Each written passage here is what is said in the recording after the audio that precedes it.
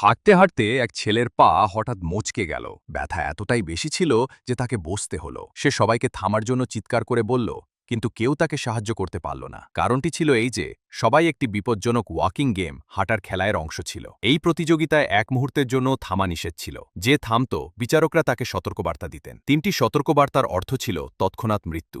সবচেয়ে ভয়ঙ্কর ব্যাপার ছিল এই যে এই খেলার কোনো ফিনিশ লাইন, শেষ সীমা ছিল না। এই গেমে অনেক মানুষ অংশ নিয়েছিল, কিন্তু শেষে কেবল একজনই বেঁচে থাকে। সেই বিজয়ী হিসেবে গণ্য হয়। বিজয়ীকে একটি ইচ্ছা পূরণ করার সুযোগ এবং প্রচুর টাকা দেওয়া হয়। শুরুতে কেউ এই খেলার আসল বিপদ বুঝতে পারেনি। সবাই একটি উন্নত জীবনের স্বপ্ন দেখছিল, তাই প্রথম ৬ মাইল তারা দ্রুতই পার করে ফেলল। হঠাৎ এক ছেলের পায়ে তীব্র ব্যথা শুরু হলো। সে দাঁড়াতেও পারছিল না। ৩টি সতর্কবার্তা পাওয়ার সাথে সাথেই তার মৃত্যু হল। এটি দেখে জ্যাক ভয় পেয়ে গেল, কিন্তু কাল তাকে ধরে ফেলল, না হলে জ্যাকও পড়ে যেত। ততক্ষণে তারা ৬০ মাইল হেঁটে ফেলেছে। বেশিরভাগ মানুষ পুরোপুরি ক্লান্ত হয়ে পড়েছিল, শরীর আর সায় দিচ্ছিল না। কেউ কেউ পালানোর চেষ্টা করল, কিন্তু তাদের তৎক্ষণাৎ মেরে ফেলা হলো। রাত হতেই প্রবল বৃষ্টি শুরু হলো, শীত বেড়ে গেল এবং রাস্তা আরও বিপজ্জনক হয়ে উঠল। তবুও কিছু মানুষ কোনোমতে বেঁচে রইল। যারা বেঁচে ছিল তারা ঠিকমতো হাঁটতেও পারছিল না, তবুও তারা আরও একদিন পার করে দিল। তারপর জনের পেটে তীব্র ব্যথা শুরু হলো। হয়তো ঠান্ডা রাত তাকে অসুস্থ করে দিয়েছিল। তাকে বাথরুমের জন্য মাত্র ৮ সেকেন্ড সময় দেয়া হতো। যদি যেত তবে সততর্কবার্তা পেত এবং পরিষ্কার করার সময়ও ছিল না।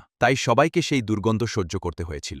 দিনের পর দিন পরিস্থিতি আরও ভয়াবহ হতে লাগল। পঞ্চম দিনে শত শত মানুষের মধ্যে মাত্র ৬ জন বেঁচে ছিল। বাকি সবাই রাস্তায় মারা গিয়েছিল। যখন তারা শহরে পৌঁছালে, জ্যাক ভিড়ের মধ্যে তার মাকে দেখতে পেল। সে আবেগপ্রবণ এবং ভীত হয়ে পড়েছিল। সে তার দিকে দৌড়ে যেতে চেয়েছিল, কিন্তু জন তাকে সময় মতো ধরে ফেলল। কারণ দৌড়ানো মৃত্যুর কারণ হতে পারত। কিছুক্ষণ পর জনের নাক দিয়ে রক্ত পড়তে লাগল। মনে হচ্ছিল যেন তার অভ্যন্তরীণ অঙ্গগুলো পুরোপুরি নষ্ট হয়ে গেছে। জন বুঝতে পারল সে আর বেশিক্ষণ বেঁচে থাকবে না। সে দ্রুত তার লকেটটি তার সঙ্গীকে দিয়ে দিল এবং তারপর হাঁটা বন্ধ করে দিল, যাতে তার যন্ত্রণার অবসান ঘটে। ৩২৬ মাইল পর্যন্ত পৌঁছাতে পৌঁছাতে মাত্র ৩ জন বেঁচে ছিল। বিচারকরা তাদের নিয়ে উপহাস করছিলেন এবং ভিড়ের শোরগোল বাড়তে থাকল। জনের মনে হলো তার ফুসফুস রক্তে ভরে যাচ্ছে। সে শেষবারের মতো সবাইকে বিদায় জানালো। তখনই পেছন থেকে গুলির আওয়াজ এলো। এখন ময়দানে কেবল কার্ল এবং জ্যাক বেঁচে ছিল। ভিড় আরও বেড়ে গেল। তারপর সেই মুহূর্তটি এলো যখন জ্যাক কার্লোকে ছাড়িয়ে এগিয়ে গেল। সে শেষ জীবিত মানুষে পরিণত হল।